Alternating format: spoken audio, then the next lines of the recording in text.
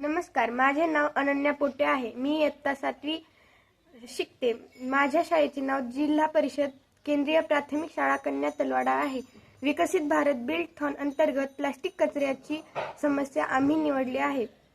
आमची समस्या आहे, आपल्या गावात शाळेत प्लास्टिकच्या बाटल्या, चिप्सचे पॅकेटे आणि पिशव्या रस्त्यावर व परिसरात टाकल्या जातात। त्यामुळे पर्यावरणाचं प्रदूषण वाढतं आणि स्वच्छता राखणं कठीण होतं। यावर उपाय आहे शाळा परिसरातील प्लास्टिक वस्तू गोळा करणे, त्या धुवून सुकवून इको ब्रिक्स तयार करणे। प्लास्टिक बाटल्यांमध्ये कचरा भरून मजबूत विटा तयार होतात। त्या विटांचा वापर करून बागेच्या कड्या, फुलबागेचे भिंतीचे बांधकाम, शाळेतील बसण्यासाठी छोटे बाग तयार करणे। शाळेतील इतर विद्यार्थ्यांना प्लास्टिक वापर कमी करा असा संदेश देणे। याचा परिणाम आहे, परिसर स्वच्छ राहील, प्लास्टिकचा उपयोग कमी होईल,